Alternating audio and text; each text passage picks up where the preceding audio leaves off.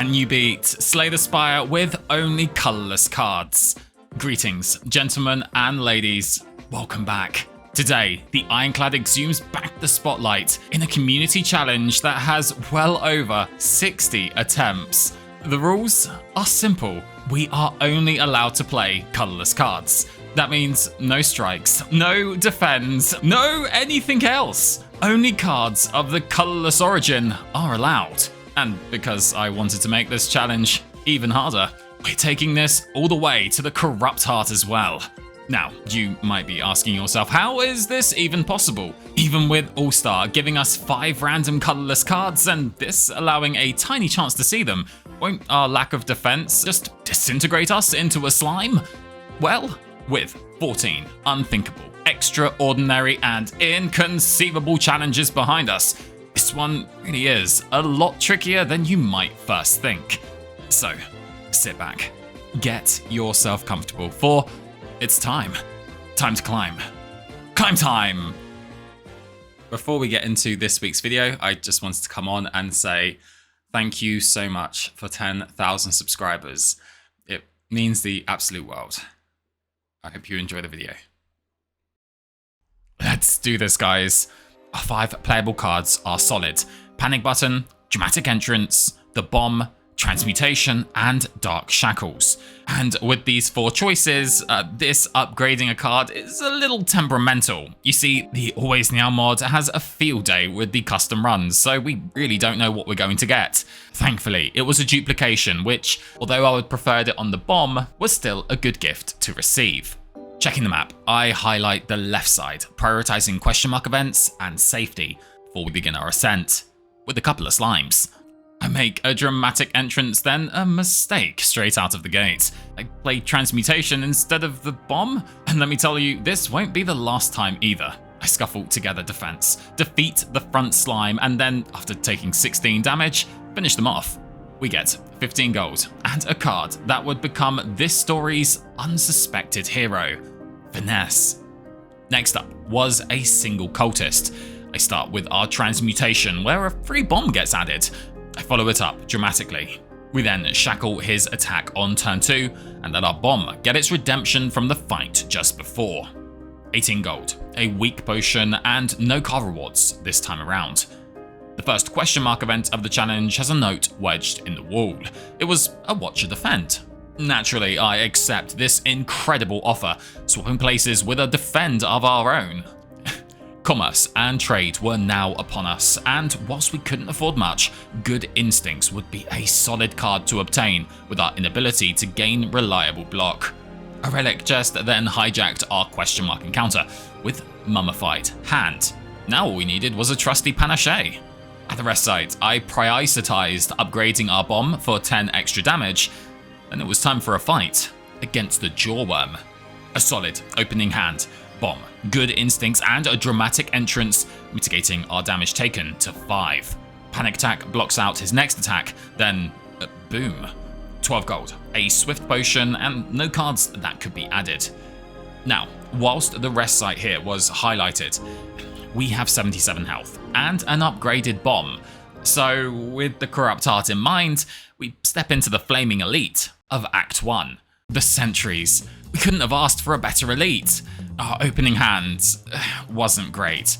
I drink our draw potion, Finesse, Dramatic, then Transmutate, picking up another Dramatic and a Magnetism. I forethought back our Panic Button, shackles an artifact, then end our turn, taking 9 damage. No bomb again.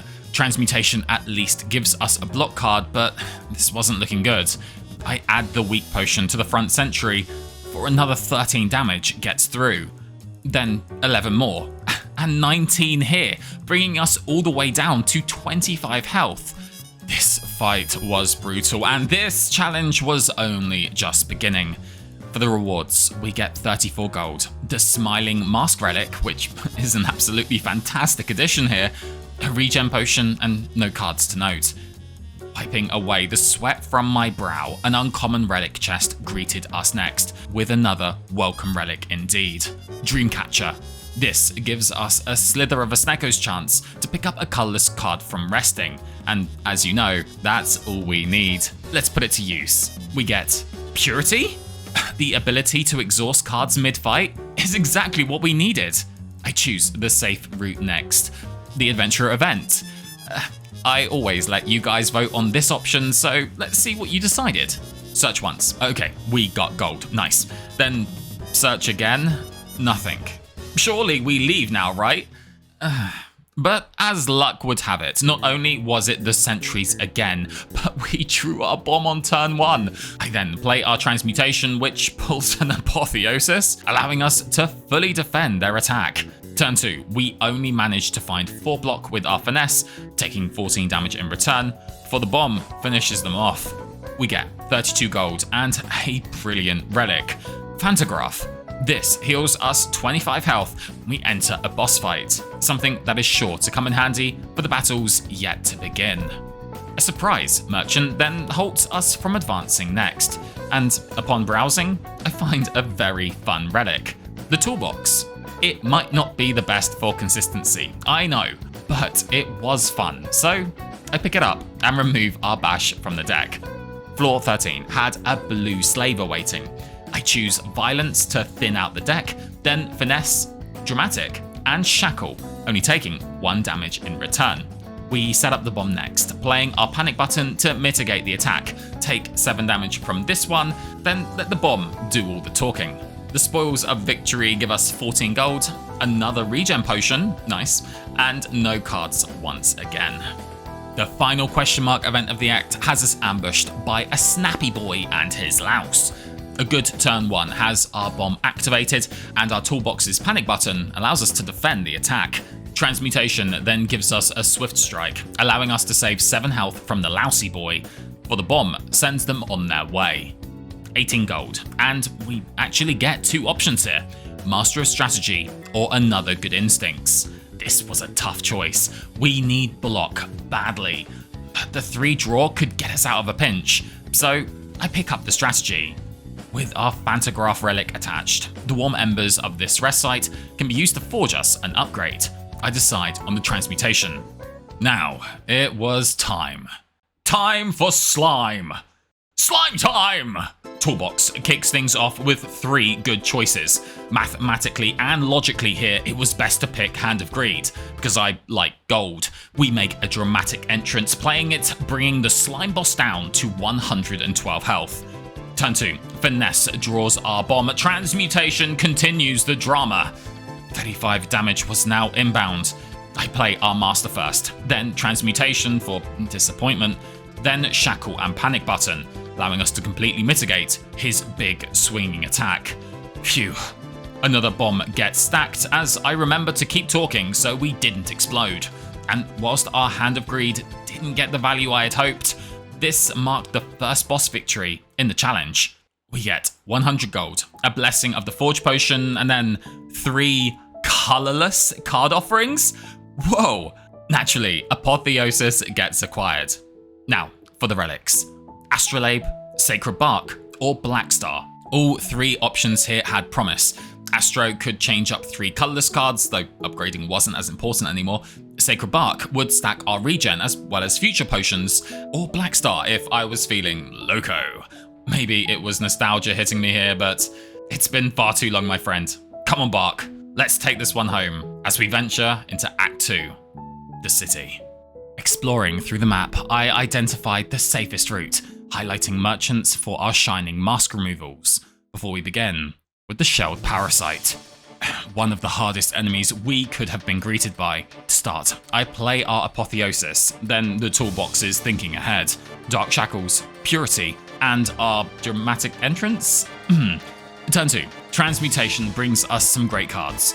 Sadistic Nature, Blind for weak, then Shackles for defense.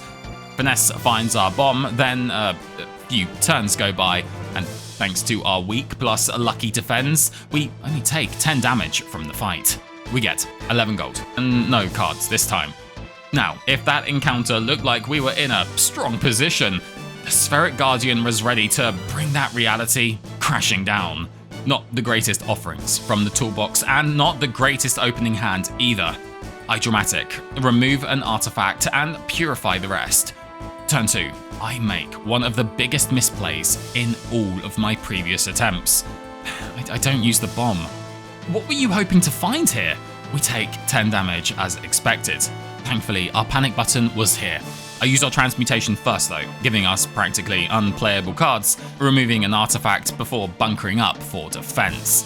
Master of Strategy and Finesse gets our bomb started before we take a montage of damage. 10 here, then 20, and 4, 20, 6, 20, 1, 20? Regen and Sacred saved us big time here. Okay, let's take a deep breath before we move on. Our first question mark event of the act was the library, and whilst a card is usually the play, we needed that heal, recovering us up to 49 health. Next, the Pleading Vagrant wanted an equivalent exchange, which I happily accept, giving us the Art of War relic, a solid addition indeed. Floor 22 had Occultist and Chosen combo. The toolbox gives us a good start with the bomb. Get your mouse off that apotheosis. I play the bomb, learning from that painful lesson just gone. We then dramatic and shackles off the damage. I decide against deep breathing, as with my luck, the bomb was most definitely the next card in the deck. I then play said bomb, but this would be 90 damage, and we need 91 for the Chosen. With this transmutation, give us the card we needed to achieve this. Shay, doing 14 damage every time we play 5 cards. 1, 2, 3, 4, and 5. Well, this deck was certainly something. I felt like I was in Casinopolis with RNG though. We get 19 gold and a full metal potion.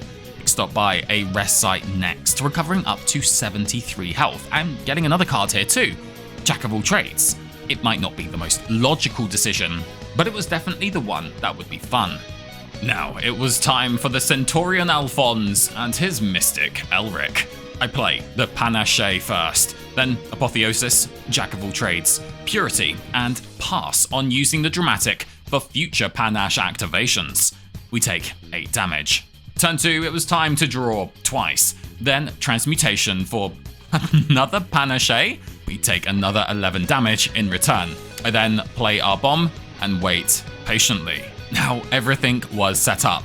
I play one more transmutation and holy smackaroni in the pepperoni, another Panache. And here's a fun fact, it doesn't reset the stack, it just adds to it, meaning if we play 3 more cards, we deal 38 damage to them both. This is crazy. 2 shackles coming up for the couple, I mean brothers. Then bomb, magnetism, and finally card destruction. This is exactly why I have continued attempting this challenge. It can be so much fun. We get 14 gold and no cards as usual. Next, we were taken down a dark alley and gently asked for our wallet. But they have less than 50 health, and we have an upgraded bomb. Our bomb graced us in the opening hand, so all we needed to do was pass it. Or was it? On turn 2, I played Transmutation into a Hand of Greed, and though it might not have been the most calculated play, I drink our Forge Potion and get the 25 gold for the merchant that fast approached. Then we get 29 gold, the Red Mask Relic, which I totally did this for, and no cards to note. The guaranteed Relic Chest of Act 2 had us a Bottled Flame, which I actually decided against. We don't have any attacks, so I choose the key instead. As we climbed into the next combat, I was beginning to realize something. This dramatic entrance is a big hindrance for us, both in hand draw and energy from Art of War. Talking of hindrances, this is not a great opening hand. I simply draw and pass, taking 6 damage. Turn 2, I jack and master, play our bomb, then Purity away the strikes and shackles the bird. Turn 3, our transmutation finds another upgraded bomb, which after playing the other creations means only one thing. Tick, tick, boom. We get but a humble 15 gold for the rewards. Now, we have a choice. Do we continue with the merchant or heal up at the rest site? With 179 gold, I choose to go towards the merchant, and his wares left much to be desired. At the very least, we use our 50 gold removal on the defend and pass on the potion offerings. A tough battle was now upon us with the Avocado and Shroomy Boy. Red Mask assists us with a turn 1 defense. A strikingly bad hand then showed up, threatening us with a 12 attack. I did some calculations. 1 bomb wasn't enough, and we would be taking serious damage this combat.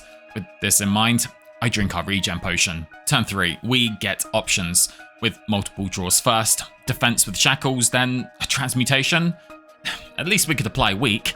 The following turns allow a beautiful Hand of Greed to be played, with our bomb taking the final glory on the parasite. The spoils of war show us 13 gold and a fruit juice? Paired with Sacred Bark, this gives us 10 extra health. Fantastic potion to see. Moving ahead, we pass on the Cursed Tome event, for a Transmogrifier allows us to finally get rid of our dramatic entrance. And boy, oh boy, did we get a great substitution, Master of Strategy. The final warmth of a rest site allows us to upgrade our Apotheosis before we take on the boss of Act 2, the Automaton. This fight is going to be scary. His Hyper Beam and our lack of defense is not a good combination. I drink our fruit juice straight away, then play some cards. Finesse and strategy draw us 4 Apotheosis upgrades, then Jack of all trades, and again, Trip, Transmutation, Mind Blast, Swift Strike, Violence, and finish with Purity, removing every single strike in our deck. Now that's a turn 1. Turn 2, I consider a few lines and settle with only playing the bomb. We can't lose it to the stasis here. I play some attacks and remove the artifact next, which came in very handy for the following turn, enabling this Dark Shackles to defend us completely. We play a few more random attacks and another bomb here before it was the boss's buff turn. After this, Hyper Beam was coming, and this draw pile was not going to cut it. I spend the turn manipulating the deck as best I can, even playing our Transmutation to assist in the matter. Okay, this was looking a lot better now. 51 damage was now showing, but our hand was strong. A secret, finesse into another bomb, deep breath, whoops, then good instincts and panic button to fully defend once more. Phew. We both take a turn to breathe, but time was running out. I continue cycling the best we can, making sure to play our attacks where possible. He brings us down to 49, his empowered 57 Hyper Beam was next. But thanks to our bombs and this Swift Strike, it would be our functions that would activate first. Okay, but how are we supposed to beat the Corrupt Heart with this? We get 105 gold, another Essence of Steel potion, and for the cards, I decide against another Transmutation. Now, the relics. Pandora's Box, Slaver's Collar, or Empty Cage. Pandora's Box was useless here as cards cannot be transformed into ones of the opposite colour. Slaver's Collar would be good considering our transmutation costs, and Empty Cage would also be solid here. I go back and forth between them, before finally deciding on consistency, removing 2 defense from our deck. Okay, Act 3, the Beyond. With us having 2 of the 3 keys we needed, safety was the top priority. I identify the elites and merchants, then hone in on the safest ascent, before we're greeted by a trio of Darklings. Getting them down evenly was imperative here. I play our draws first, showing an entire hand of strikes. Transmutation gifts us a Purity Plus, and man, exhausting them like this is such a feeling. I then Magnetism and pass. Next, our bomb greets us. I draw first and upgrade our cards, then defend and shackle to end the turn. Another draw finds this perfectly timed bomb. I smartly decide against using Panic Button, instead playing Good Instincts, Blind, and Deep Breath to bring back our defense as we only had 2 cards in the discard pile. Anyway, this enables us to fully mitigate the damage, and with 2 bombs active, it's Yoga Booga. We get 12 gold, an elixir, and no cards. Guiding us forward, we encounter the Sensory Stone, a fantastic event for a colorless only run. I don't hesitate in gifting our health. The first selection of cards wasn't great, and honestly, neither was the second. I spent a few moments figuring out the best choices, in particular because our boss was the Time Eater. Ultimately, I chose the Panacea and Good Instincts for additional block. Confirming the map route for the merchant removal, we move ahead to floor 38, where we're greeted by the shapes. They have less than 40 health, so we just need to find our bomb. Not here, not over there. Got it. 3, 2, 1, boom. The only reward to mention was a measly 10 gold. Now, we have a nasty encounter against a pile of dirty laundry. Without the ability to attack, we were in danger, not just from a potential curse, but from the big swinging attacks it could do. I start by exhausting our strikes from hand, then bomb and good instincts, leaving this panacea for a future turn. We take 8 damage in response. Turn 2, Apotheosis upgrades our deck, and Deep Breath brings back our bomb. I then Jack of all trades, Dark Shackles for defense, and Transmutation for our trusty panache. The next couple of turns I focus on defending its big attacks, nearly get cursed for playing greedy, before cleaning up this mess I promised to 3 weeks ago, collecting our 11 gold allowance. Moving forward, I pick up the ruby key at the rest site, remove a strike, upgrade our Deep Breath, then 2 strikes from the guaranteed relic chest. Wow. What's next? Akabeko? You've got to be kidding me. The Writhing Mass was up next. Our search for Panacea begins. I start our hunt with the Master of Strategy into Apotheosis, consider the line, and draw 4 more. Then another with Finesse. If you don't know, us having Artifact completely negates the Constriction debuff, meaning this fight was pretty much over. See? We pick up the, yet again, measly 10 gold. But just as I was moaning about how little gold we were getting this run, Tomb of Red Mask shows and gives us 222 gold. And that's not all. It's not. A surprise merchant greets us next. Holy! With our newly acquired gold, we enter, and whilst the cards weren't great, a crazy line gets presented with Speed Potion. I'll show you this power later in the run. We also remove a strike, then save the rest of our gold for the merchant in Act 4. Our last question mark encounter sees us enter an ambush from 3 low health shapes. Bomb in our opening hand means these exploders weren't exploding, Good Instincts and Dark Shackles protects us fully, and Purity removes the clutter. Then, instead of just passing to victory, I play out our defense into this random metamorphosis, which creates a Hand of Greed. Truly, a lesson in playing our hands fully, even when victory is assured. We get 20 gold from the hand and 10 from the shapes. A dex potion I decide to leave, and for our last card reward, we actually get something. Another panic button. The final rest site was now upon us, and for our upgrade, we go with Panacea with our trusty speed potion in mind.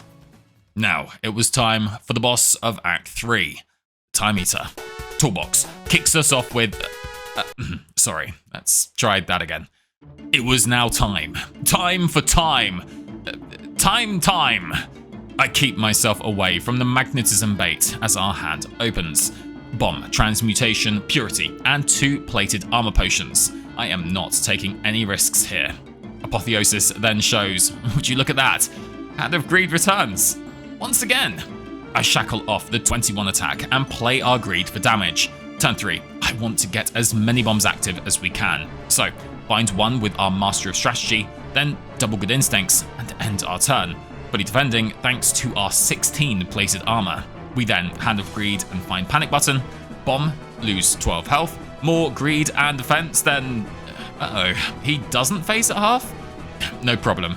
Panic Button defends us, then, while he sits buffing, so do we, with 2 bombs to boot. And if 2 bombs wasn't enough, how about 4? While I math out our greed finale, our Sacred Bark gets a pat on the back for the 16 plated armor. Truly did give us the time we needed. Things were going well, and although we wouldn't have those potions to rely on in the upcoming combats, I was feeling optimistic as we opened the doors to Act 4, the finale. 4 floors, 4 choices, 1 goal. Upgrade first. Master of Strategy gets chosen to help find Apotheosis. Merchant second. 242 gold at our disposal for some fantastic offerings. Bomb, Bag of Preparation, solid potions, and a removal all at our fingertips. Memory gets added first, then Blood Potion for a 40% heal before we finish removing a strike. 2 more encounters. First up, the Act 4 Elite, Shield and Spear.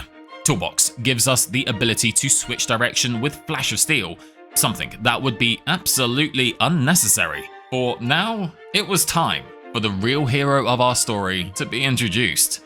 Turn 1, I play Apotheosis, Master of Strategy, Panacea, Good Instincts, Deep Breath, Bomb, Master, Remove Transmutation, Good Instincts, Flash to change direction, Jack of all trades, Purity, then End.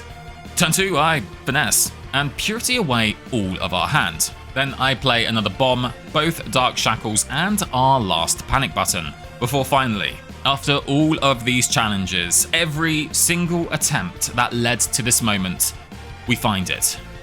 We find Infinity. Finesse. Flash of Steel. Finesse. Flash of Steel. Finesse. Steal a Flash. It was even more special because it was live. We did it together. A truly memorable moment in time. After but a couple more deck cycles, we take both the Shield and Spear to the beyond. The only reward we picked up was the Champion's Belt Relic. Now, there was only but one encounter remaining. The final boss of the Spire, the Corrupt Heart. Secret weapon gets picked from our last toolbox, and now the battle begins. First, I Good Instincts for protection, then Transmutation for a welcome friend in the darkness, Panache. I clear our weapon and Transmutation before passing. Turn 2, Deep Breath shows a strategy which I play after defending. We then get Apotheosis and a perfect Purity. And that felt good. But what didn't was us taking 36 damage here. Now, it was aiming 60, but everything was coming together. You remember that speed potion from earlier? Well, with Panacea, that 10 dexterity is here to stay. Good Instincts defense for 14, then Master of Strategy finds what we need. Finesse. Bomb.